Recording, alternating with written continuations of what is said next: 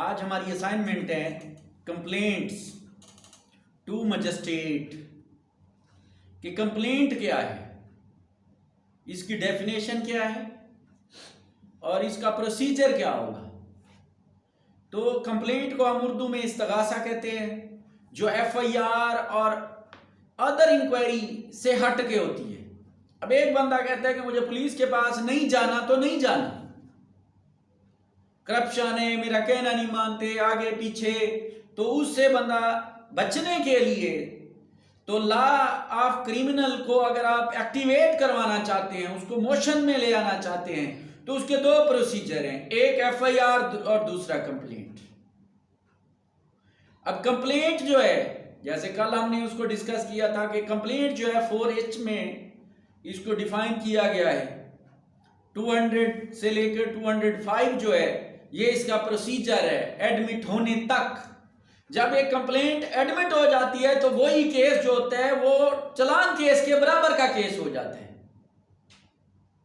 बिल्कुल उसी तरीके से वो केस चलेगा जैसे एक चालान केस एफआईआर दर्ज हुई, 14 दिन का रिमांड, उसके बाद इंटरम चालान, मुकम्मल चालान कोर्ट में जब सबमिट हो जाता है, उसके बाद अक्यूज को तलब किया जाता है और सबसे पहले सप्लाईमेंट ऑफ डॉक्यूमेंट किए जाते हैं। वहां पे जब केस बराबर होता है तो आगे का प्रोसीजर सेम है। तो कंप्लेंट एडमिट होने तक प्रोसीजर सेम। जब कोर्ट जो है अक्यूज को तलब कर लेती है तो तलब होने के बाद जब अक्यूज कोर्ट में हाजिर हो जाते हैं तो वही procedure, supplement of document, charge frame और क्या नाम है 442 की 342 की स्टेटमेंट करवाने के बाद बहस करें, केस फाइनल। तो कंप्लेंट क्या था? Means allegation. कि कंप्लेंट है क्या? एलिगेशन, इल्जामात। ओरली या रिटर्न, ओरली या रिटर्न किसको देंगे? टू अ मजिस्ट्रेट, मजिस्ट्रेट को देंगे कि विद द व्यू, किस नजरिए के साथ, क्या आप इसके ऊपर क्या लें? एक्शन लें। किस बात का एक्शन लें? कि वेदर नॉन और अननॉन, कि कुछ को मैं जानता हूं और या वकुआ ऐसा है कि मैं जानता नहीं और कौन कर गया, उन्होंने क्या की है? Committed an offence, but it shall not include a report of police. इसमें पुलिस की रिपोर्ट शामिल नहीं होती। जब आप कंप्लेंट दायर करते हैं तो उसके बाद 4H के तहत कंप्लेंट दायर होती है और 200 उसका प्रोसीजर है कि इसको कैसे चलाना है। तो कंप्लेंट में भी पुलिस को मजिस्ट्रेट हुक्म दे सकता है कि इसको चेक करो कि इसकी कंप्लेंट झूठी है या सच्ची है। आगे आएगा 202 में। तो वो रिपोर्ट भी एफआईआर वाली शामिल नहीं होगी इसमें। तो अब देखें 200, एग्जामिनेशन ऑफ कंप्लेनेंट। कंप्लेनेंट का एग्जामन कैसे होगा, मतलब उसको कोर्ट कैसे चेक करेगी? एग्जामिनेशन कानून शहादत में 3 किस्म की होती हैं, examination in chief, cross examination और फर्दर री एग्जामिनेशन। तो एग्जामिनेशन का मतलब कोई मुआयना और टटोलना नहीं है मेडिकल डॉक्टर की तरह। एग्जामिनेशन का मतलब होता है कि बता आप क्या कहते हैं, और उसके ऊपर आगे से जज या मजाज ऑफिसर जब उसके ऊपर क्वेश्चनिंग करता है तो that is called examination in law term. ये मुआयना किया हमने, किसका मुआयना किया? मुस्तगीस, विटनेस, अक्यूज, किसी की को भी कोर्ट जो है वो एग्जामिन कर सकती है। तो एग्जामिनेशन का मतलब आप और ना लें, इसका मतलब वही चीफ एग्जामिनेशन, क्रॉस एग्जामिनेशन और फर्दर री एग्जामिनेशन। समझ आ गई? तो अब देखें कि examination of complainant, a magistrate taking cognizance of an offence on complaint. कि मजिस्ट्रेट जब कंप्लेंट के ऊपर अख्तियार समात हासिल करता है, shall at once examine the complainant, उसी वक्त उसको एग्जामिन करेगा, कि उससे पूछेगा कि बता तेरे साथ मसला क्या है। वो मसला बता दे तो उसके ऊपर और भी क्वेश्चनिंग जज कर सकता है। अपॉन ऑथ, और ये एग्जामिनेशन हलफ पे होगा। And the substance of examination shall be reduce to writing, और वो जो एग्जामिनेशन का सब्सटेंस होगा वो लिखा जाएगा। अब कंप्लेनेंट बोल रहा है, जज लिख रहा है, तो जब किसी की बात को सुन के लिखा जाता है तो इसका मतलब होता है reduce into writing, and shall be signed by the complainant. जब जज रिड्यूस इनटू राइटिंग कर लेता है तो उसके बाद कंप्लेनेंट के साइन लिए जाते हैं, and then also by the magistrate, और उसके बाद मजिस्ट्रेट जो है उसके वो साइन करता है। तो इस तरीके से एक इस्तगासा और एक कंप्लेंट जो है मजिस्ट्रेट के पास क्या हो गई, दायर हो गई, फाइल हो गई। सब्सटेंस का मतलब क्या? सब्सटेंस मवाद जो वो बोलता है, मवाद आखिर मैं कुछ बोल रहा हूं तो कुछ मवाद निकल रहा है ना, तो सब्सटेंस कोई मादा शय नहीं है। जो वकूए के बाबत एक कंप्लेनेंट आके जज को बताता है उसको हम क्या कहेंगे, सब्सटेंस। प्रोवाइडेड एज फॉलोज, लेकिन शर्त उसने 3 शर्तें लिखी कि इन केसेस में जज जो है वो रिड्यूस इनटू राइटिंग नहीं करेगा। ये 3 एक्सेप्शन दी जनरल रूल 200 में। 200 की क्लास जो फर्स्ट पैराग्राफ है ये जनरल प्रिंसिपल है कि हर कंप्लेंट केस में ऐसा होगा। फिर उसकी 3 एक्सेप्शन रखी कि अगर 3 ऐसे केस होंगे तो उसको रिड्यूस इनटू राइटिंग भी नहीं किया जाएगा, एट वंस भी नहीं किया जाएगा, हलफ भी नहीं लिया जाएगा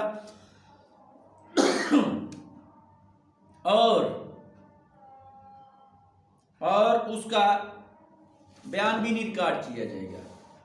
पहली शर्त उसने ए में दी, प्रोवाइडेड एज फॉलोज कि when the complaint is made in writing. Complaint किस तरीके से दायर की गई है, लिख कर। अब जज उसको दोबारा रिप्रोड्यूस करेगा in writing. Nothing here contained, यहां पर ये नहीं रखा हुआ, इस सेक्शन में ये बात नहीं कही गई। शैल बी डीम्ड कि हम समझें कि to require a magistrate, magistrate को ये ऐसा करना चाहिए कि टू एग्जामिन द कंप्लेनेंट, कि वो कंप्लेनेंट को क्या करे, क्वेश्चनिंग, एग्जामिन करे, उसका बयान रिकॉर्ड करे, क्वेश्चनिंग करे। Before transferring the case under section 192 for और या sending it to the court of session, कि अगर कोर्ट ऑफ सेशन में कंप्लेंट फॉरवर्ड 302 की जाके मैं मजिस्ट्रेट को कंप्लेंट करता हूं, अब 302 का एक कंप्लेंट दायर तो मजिस्ट्रेट के पास होगी, लेकिन ट्रायल उसका जो सेशन जज करता है। तो अब हम कंप्लेंट का हक, क्योंकि हमने सीधी बात लिखी थी और पढ़ी थी 4H में कि complaint means allegation made to a magistrate. अगर सेशन कोर्ट या हाई कोर्ट में होती तो आगे लिखते made to a magistrate, session court और हाई कोर्ट। तो कंप्लेंट का हक के सिर्फ किसको दिया गया है, मजिस्ट्रेट को दिया गया। एग्जामिन द कंप्लेनेंट, कि उसको एग्जामिन नहीं करेगा before the transferring a case under section 192 या कोर्ट ऑफ सेशन को फॉरवर्ड करने के से पहले वो इसका एग्जामिनेशन नहीं लेगा। तो उसको उसने जब कंप्लेंट उसको दायर की गई, क्योंकि कंप्लेंट कौन सी है, रिटन शेप में है, ओरली नहीं है,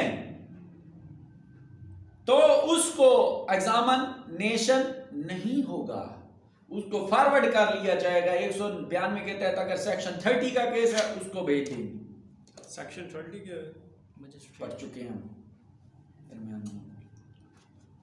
सेक्शन 30 का केस बनता है उसको भेज दे, जुडिशियल मजिस्ट्रेट का केस है उसको भेज दे, सेशन कोर्ट का केस है उसको भेज दे। तो ट्रांसफर करने से पहले ये शर्त रखी कि एग्जामिन नहीं किया जाएगा। ये एक्सेप्शन है सिर्फ एग्जामिनेशन की है। फिर class A, when the complaint is made in writing, nothing here contained shall be deemed to require the examination of complainant in any case in which the complaint has been made by a court। कि उस case में जिसमें complaint किसने दायर की है, court ने दायर की है। कोर्ट जो है, कोर्ट अब सेशन कोर्ट भी हो सकती है, मजिस्ट्रेरियन कोर्ट भी हो सकती है, सिविल कोर्ट भी हो सकती है, रेवेन्यू कोर्ट भी हो सकती है। 471 एक ऐसा ऑफेंस है कि वो जो मजाज अथॉरिटी में कोई बंदा ऐसा डॉक्यूमेंट पेश करता है जो फोर्ज हो और उसको असल समझ के दायर कर दिया, जब कोर्ट को या मजाज ऑफिसर को पता चलता है कि ये डॉक्यूमेंट क्या है, फोर्ज डॉक्यूमेंट है, तो जिसने दायर किया तो उसने ऑफेंस नहीं किया, तो उसके खिलाफ डायरेक्ट एफआईआर नहीं होगी, इस्तगासा होगा। और इस्तगासा कौन दायर करेगा? जिस कोर्ट में पेश किया गया, जिस ऑफिसर को मैंने पेश किया।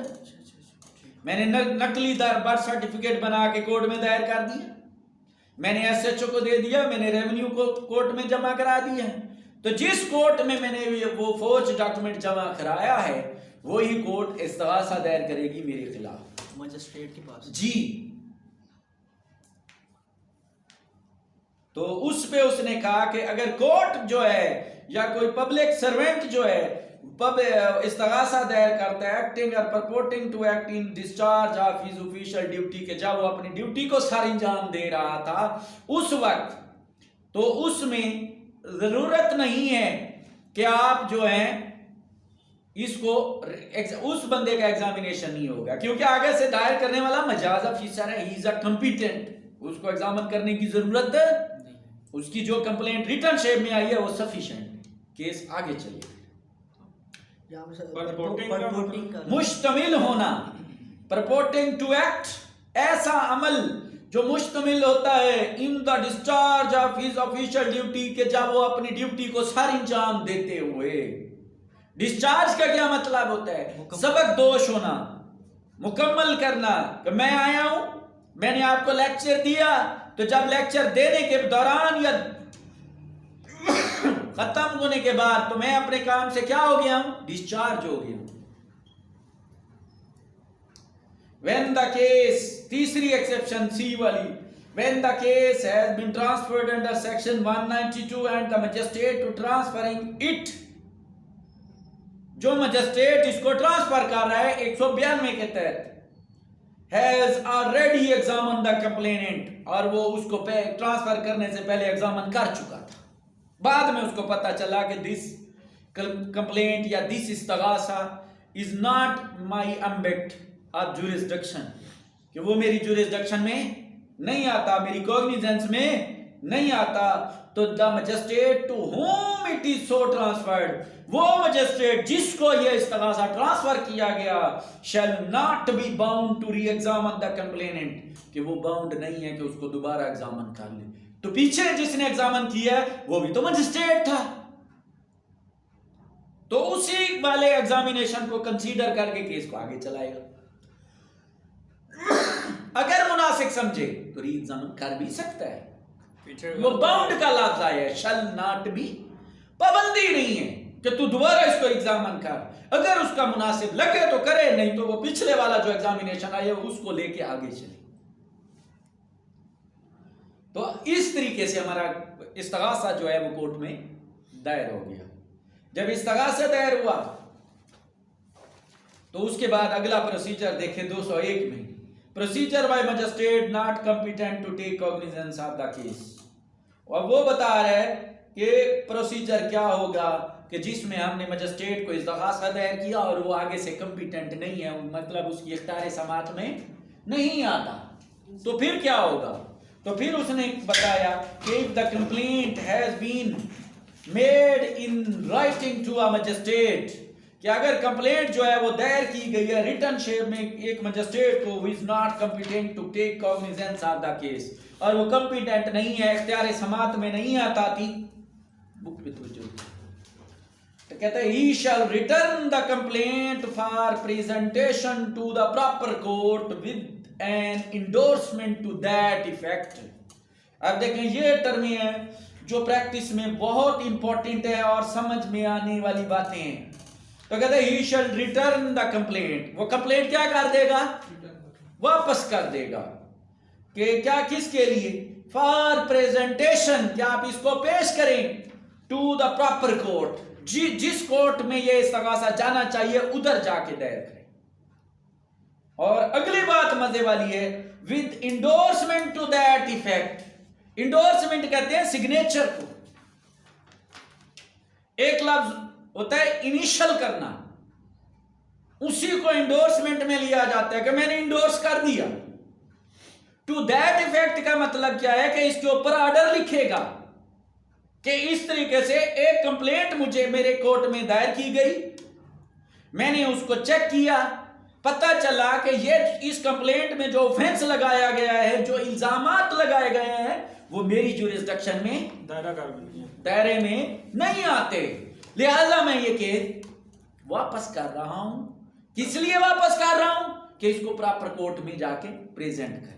ये ऑर्डर लिखा जाएगा 201 के तहत, in case where there is no cognizance of the magistrate. अगर कोई सुन भी रहा है उसके दायरा कार में नहीं आता, हम 201 के तहत उसे ट्रांसफर करवा दें। Very good.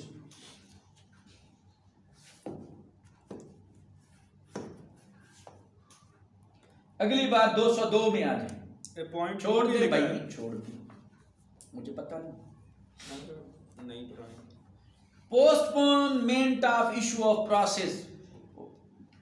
कंप्लेंट केस में सबसे इंपॉर्टेंट सेक्शन जो है वो 202 है। दायरी के बाद, ट्रांसफर करने के बाद बेहतरीन और समझने वाली बातें जो हैं वो इसमें कि any court on receipt of complaint of offence which it is authorised to take cognizance, कि कोई भी कोर्ट जब वो कंप्लेंट को हासिल कर लेती है या वसूल कर लेती है या वो दायरी की इजाजत दे देती है कि मैं इसके ऊपर कॉग्निजेंस रखती हूं।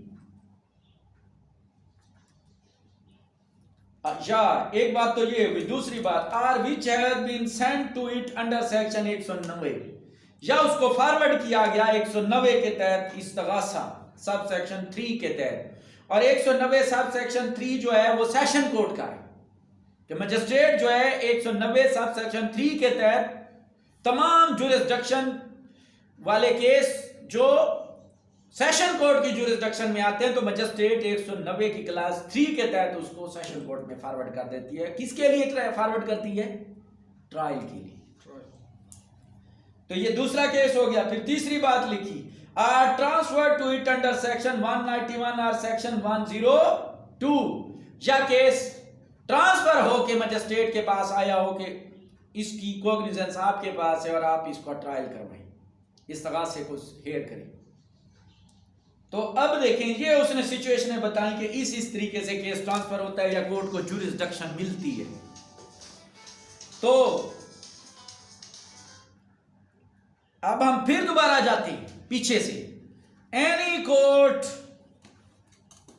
On receipt of a complaint of an offence, कि एक कंप्लेंट कोर्ट को जब कंप्लेंट हासिल होती है या दायर की जाती है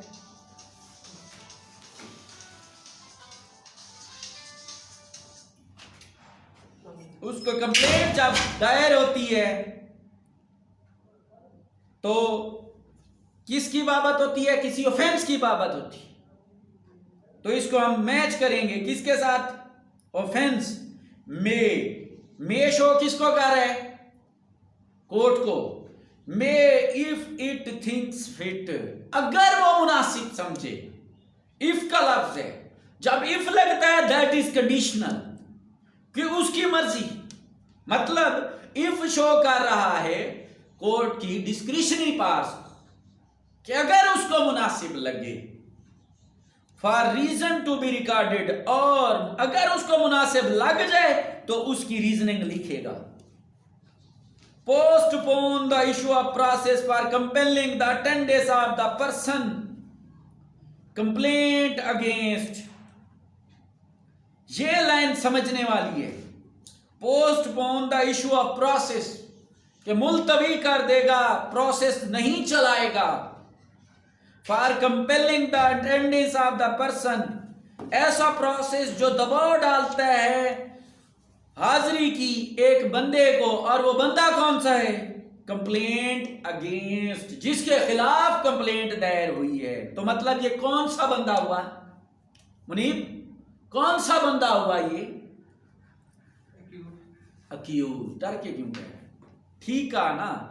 तो जिसके खिलाफ कंप्लेंट होगी तो कंप्लेंट की डेफिनेशन क्या थी? Complaint means allegation. जब जिसके खिलाफ हम इल्जामात लगाएंगे तो वो क्या हुआ? अक्यूज से लफ्ज एक्यूजेशन, एलिगेशन, ये इल्जामात की डेफिनेशन। तो कोर्ट जब कॉग्निजेंस ले लेती है, उसके पास इस्तगासा आ गया, कोर्ट ने उसको एग्जामिन कर लिया, ऑन ओथ लिख भी लिया, तमाम चीजें सेंड कर दायर होने के बाद अगला प्रोसीजर था इशू ऑफ प्रोसेस का।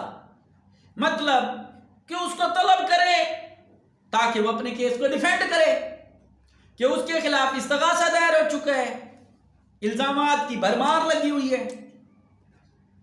तो कोर्ट उसको नोटिस जारी नहीं करेगी, वारंट भी जारी नहीं करेगी। क्यों भाई? लेकिन उससे पहले एक चीज कर ले ताकि कोर्ट का टाइम भी बच जाए और वक्त भी बच जाए कि चेक कर ले कि इस्तगासा सच्चा है या झूठा है।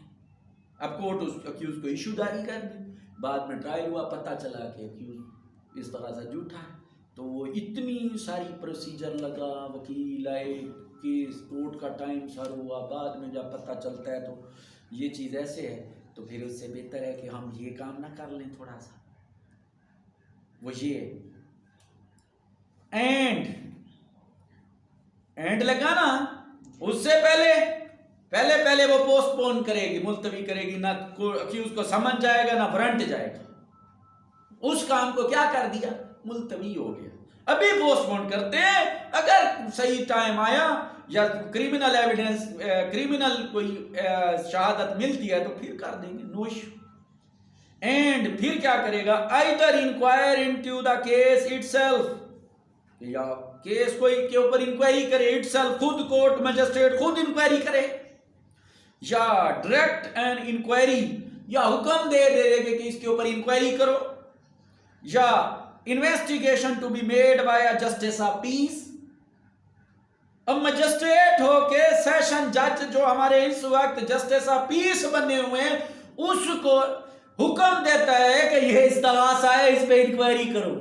तो आगे से जस्टिस ऑफ पीस कहता है मैं सिर्फ जस्टिस ऑफ पीस भी नहीं हूं, मैं साथ में सेशन जज भी हूं, देख ले। फिर हमारी अनबन हो गई तो फिर बचेगा नहीं मेरे हाथ से। तो जस्टिस ऑफ पीस को कह सकता है, या or by a police officer, या एसएचओ को कह दे, या किसी लफ्ज पुलिस ऑफिसर है, किसी पुलिस ऑफिसर को कह दे कि ये इस तरह से मेरे दर शामिल आया हुए, तो इसकी आप तफ्तीश करके मुझे बताएं कि इस वक़ुआ झूठा है या सच्चा है। या or by such other person as it thinks fit, या कोई दूसरा बंदा, इवन के नंबरदार, अतीक हो गया, मुनीब हो गया, कोई भी बंदा, कि इसको इंक्वायर करके मुझे रिपोर्ट सबमिट करो कि ये इस्तगासा कैसा है, for the purpose of ascertaining the truth.